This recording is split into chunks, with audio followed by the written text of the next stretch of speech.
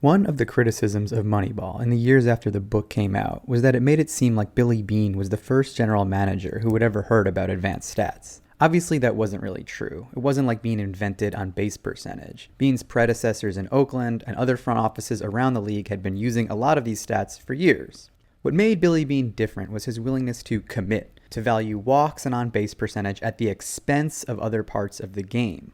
For example, Beane famously did not care about stolen bases.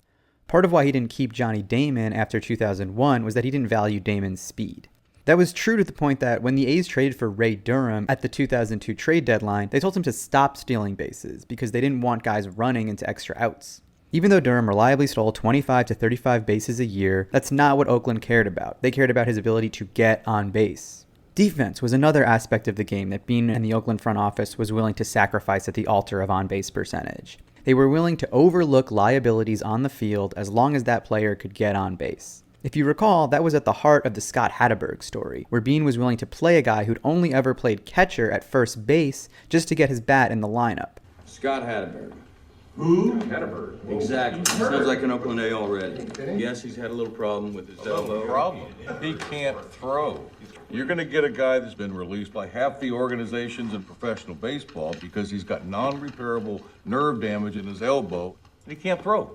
He can't throw and he can't field. But what can he do? He gets on base. He can get on base. Hatteberg would actually do pretty well at first base in 2002. He had a positive zone rating. But Beane's anti-defense philosophy was applied throughout the Oakland lineup, replacing Johnny Damon with Terrence Long in center field, playing David Justice and Jermaine Dye in the outfield. Heck, even playing Hatteberg's predecessor, Jason Giambi, at first base for so long showed what Billy Beane's attitude towards defense really was. If you could get on base, then he figured the team would figure out how to work around your bad fielding. Cumulatively, all of this had the effect of moving the main action of the game away from the base paths and the field and towards the battery, the battle between the pitcher and the hitter. And this ultimately is how baseball would get the gradual decline in balls in play and the rise of the three true outcomes which characterized baseball for a long time after Moneyball came out. The three true outcomes, in case you forgot, are walks, strikeouts, and home runs. The three outcomes of a plate appearance that do not involve any uncertainty because they don't come down to fielders having to field or base runners having to run the bases. Their outcomes are always true, and they create data that can be measured and tracked by a front office. A strikeout is always an out, barring any drop third strike. A walk sends a guy to first base no matter how fast or slow he is, he can literally walk there. And a home run always clears the bases no matter how good the other team's outfield is. And one of the big analytic ideas that Michael Lewis covered in Moneyball is that these outcomes are the most reliable pieces of data a team can track, perhaps the only really reliable pieces of data they have. This was based on the research of a guy with the delightful name of Voros McCracken, who was pioneering the then new field of defense-independent pitching statistics, which eventually led to things like FIP and other advanced pitching stats. These said that, basically, all a pitcher could control from year to year were the three true outcomes: walks, strikeouts, home runs. Everything else was basically random. And it was these defense-independent pitching stats that helped Oakland find Chad Bradford, who I talked a lot about in the last video. Bradford, who rarely walked batters and hardly ever gave up home runs, rated as an elite pitcher based on these stats, and that was how the A's were able to identify him as a potential ace setup guy. But as mentioned previously, Bradford was an unusual pitcher whose unorthodox delivery made him a ground ball guy with unusual levels of control, meaning he rated well on the three true outcomes despite not being a super high strikeout guy. But most of the pitchers identified this way would be really high strikeout guys. Indeed, if you are sacrificing defense the way Billy Beane did, you are going to try to find pitchers with high strikeout totals to minimize the impact of those defensive liabilities. Of course, you don't need to be some baseball genius to know that pitchers who strike guys out a lot are good. Pitchers have been valuing strikeouts since they started throwing overhand, and GMs have valued strikeouts since free agency began. The first free agent to sign for more than $1 million per season was the strikeout king, Nolan Ryan, who would break the strikeout record for the Astros, who gave him that contract.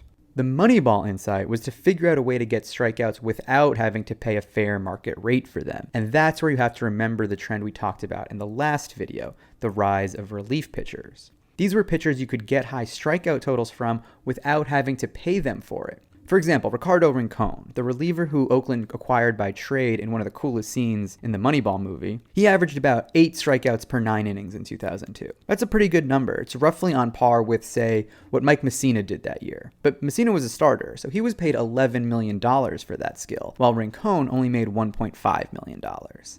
In other words, what Billy Beane and other analytic front offices figured out was how to make strikeouts cheaper, which is why they became more common at the expense of things like speed and defense. And strikeouts weren't the only true outcome to go up. Another method teams employed to improve their defense was to shift very aggressively. That way you could rely on players without as much defensive range by just positioning them in the right spots. This trend wasn't so much associated with the Oakland A's, but other analytics-heavy teams like Tampa Bay were able to add players with shaky defensive track records but who got on base because the shifts hid their bad fielding. And as shifts made it harder to get base hits, a lot of hitters adjusted by trying to hit the ball over the shift.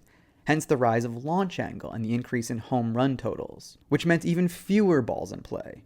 So all three of the true outcomes were going up while balls in play were going down. You had hitters walking more as teams started to value on base percentage more. You had pitchers striking guys out more as teams started to look at defense-independent pitching stats. And you had hitters trying to hit more home runs as shifts and the increase in hard-throwing middle relievers made it harder to get base hits. For a while after Moneyball came out, the conventional wisdom was that these changes were cyclical, and therefore that any trends would be short-lived and self-correcting. One piece of conventional wisdom that even Michael Lewis writes about in the paperback is that by letting the cat out of the bag and publicizing Billy Beane's strategy, the book would suddenly make things like on-base percentage and fielding-independent pitching no longer undervalued. Beane and other GMs would often echo these ideas, saying that eventually big market teams would catch up to the value of on-base percentage and strikeouts, and then something else would be undervalued, like speed and defense, and the pendulum would swing back the other way. Except this never actually happened. In the decades since Moneyball came out, strikeouts kept going up, increasing by about 25% since 2002, and the league's batting average kept going down, falling by roughly 20 points from that season to this year, 2024. Stolen bases have started to go back up now that the league made the bases bigger, but the trends I've highlighted in the last two videos, the rise of middle relievers and the decline of balls in play, do not seem to be going away anytime soon. Because, as I keep trying to highlight, the real conflict in Moneyball was not between the small markets and the big markets, between the A's and the Yankees. If it were, then yes, as the big market teams caught up to the value of advanced stats, the scales would have been tilted the other way. But that idea was always bullshit. The real conflict was between the players and the owners, and in that conflict, the balance of power has structurally shifted away from the players. Salary growth has slowed since Moneyball, largely because owners and front offices have figured out how to get strikeouts and walks and home runs from players without having to pay as much for those skills. They don't need to pay as many Nolan Ryans because they can get strikeouts from Ricardo Rincon. They don't need to pay as many Jason Giambis because they can get walks from Scott Hatterberg. And they don't need to pay as many Johnny Damons because they can get a worse center fielder like Terrence Long and just shift him more aggressively.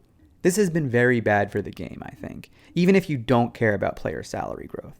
The lack of balls in play just makes the game less exciting. Losing speed and defense is bad for the game, to the point that the league has finally started to make changes trying to bring them back. They banned some of the extreme shifts, but even this hasn't raised batting averages, at least not yet. But it's good that the league has finally recognized that what analytics say is good for a team's bottom line is not always good for the game as a whole. Defense and speed may be unpredictable and hard to value, but that's what makes them fun, and we should try to bring them back to the game. The way that analytics and front offices have automated so much of the game has sucked a lot of fun from baseball. And of course, the relentless focus on the bottom line has now completely destroyed baseball in Oakland, the original home of Moneyball. But we'll have to save that issue for the next video.